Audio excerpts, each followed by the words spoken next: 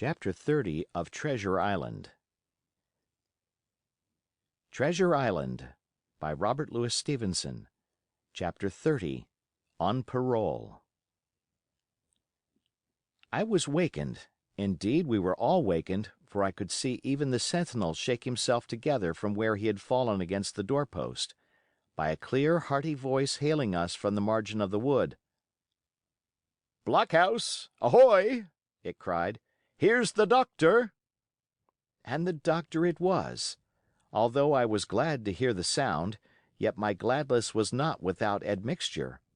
I remembered with confusion my insubordinate and stealthy conduct, and when I saw where it had brought me, among what companions and surrounded by what dangers, I felt ashamed to look him in the face. He must have risen in the dark, for the day had hardly come, and when I ran to a loophole and looked out, I saw him standing, like silver once before, up to the mid-leg in creeping vapor. "You, doctor! Top of the morning to you, sir!" cried Silver, broad awake and beaming with good nature in a moment. "Bright and early, to be sure, and it's the early bird, as the saying goes, that gets the rations. George, shake up your timbers, son, and help Dr. Livesey over the ship's side. All a-doing well, your patience was, all well and merry." So he pattered on, standing on the hilltop with his crutch under his elbow and one hand upon the side of the log house, quite the old John in voice, manner, and expression.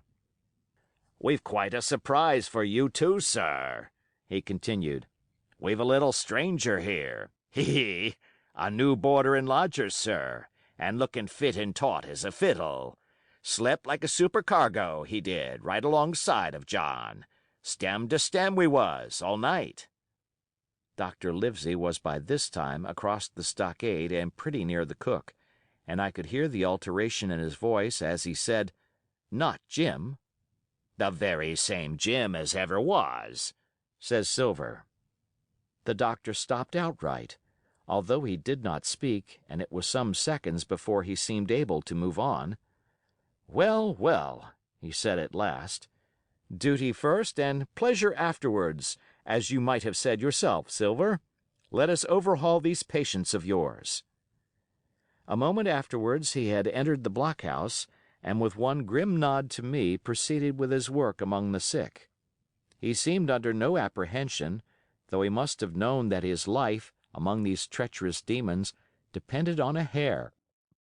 And he rattled on to his patients as if he were paying an ordinary professional visit in a quiet English family.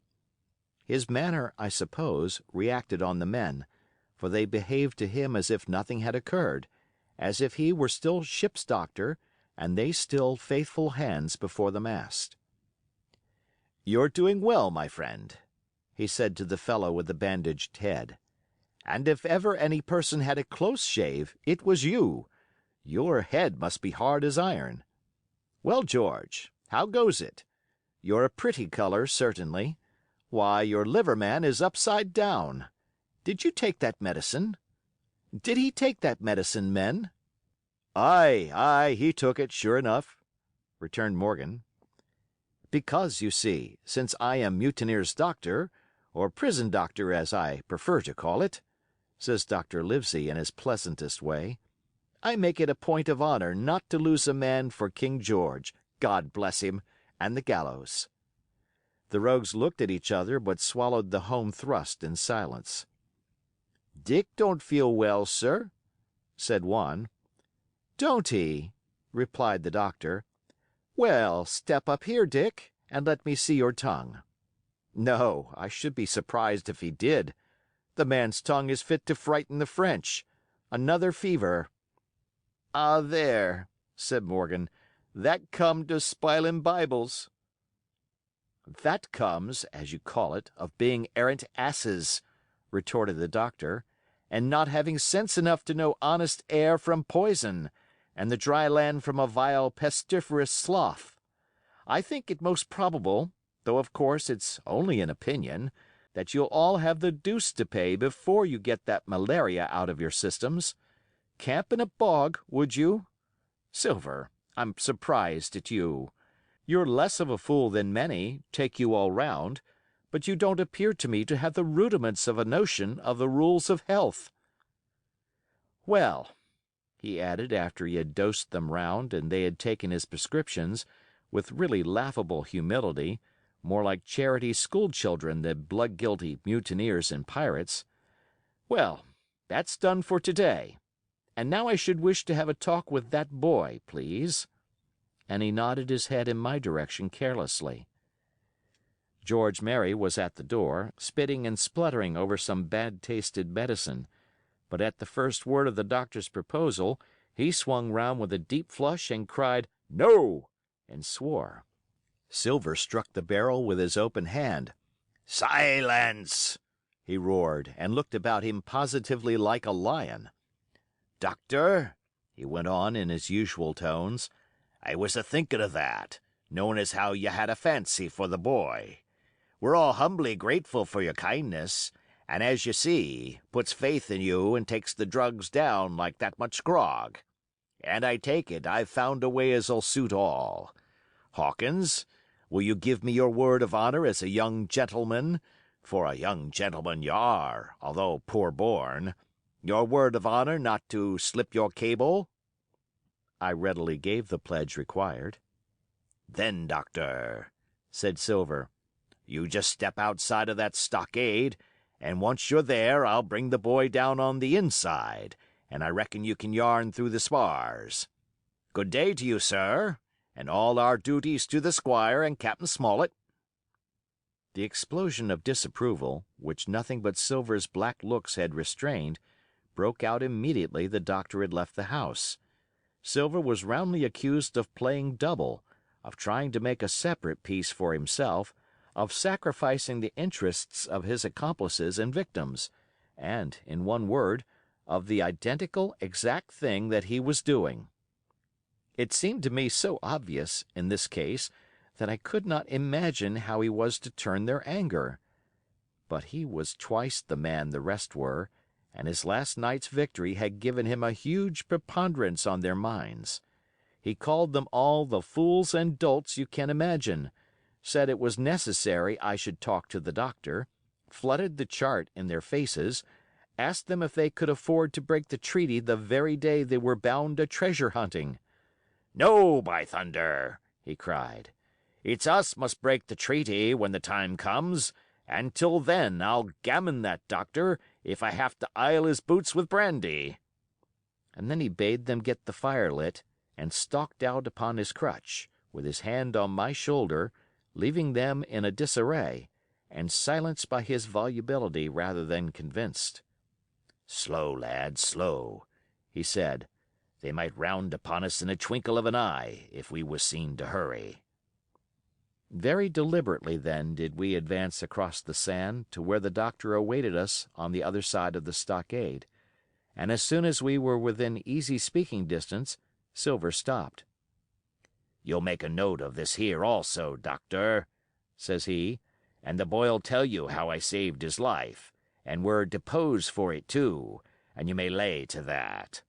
Doctor, when a man's steering as near the wind as me, playing chuck-farthing with the last breath in his body like, you wouldn't think it too much, mayhap, to give him one good word?